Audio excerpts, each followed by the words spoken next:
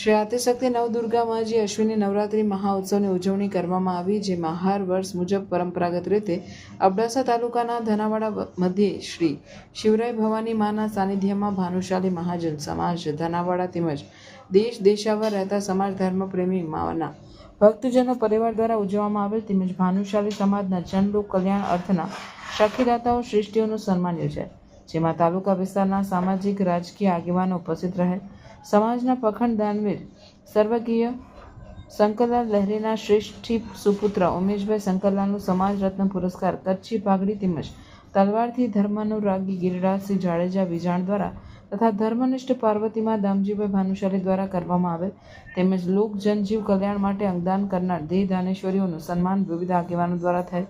આ ધાર્મિક કાર્યક્રમમાં ખાસ ઉપસ્થિત ગિરિરાજસિંહ જાડેજાનું સન્માન ધનાવાડા ભાનુશાલી મહાજન પ્રમુખ નવીનભાઈ તેમજ આગેવાનો દ્વારા કરવામાં આવેલ. પરસોત્તમ મારવાડા ન્યાય સમિતિ ચેરમેન પરેશસિંહ જાડેજા, સરપંચ સંગઠન પ્રમુખ જયદેવસિંહ જાડેજાનું સન્માન ધનાવાડા મહાજન એકમના મથુરાભાઈ તેમજ વિવિધ આગેવાનો દ્વારા રહેલ.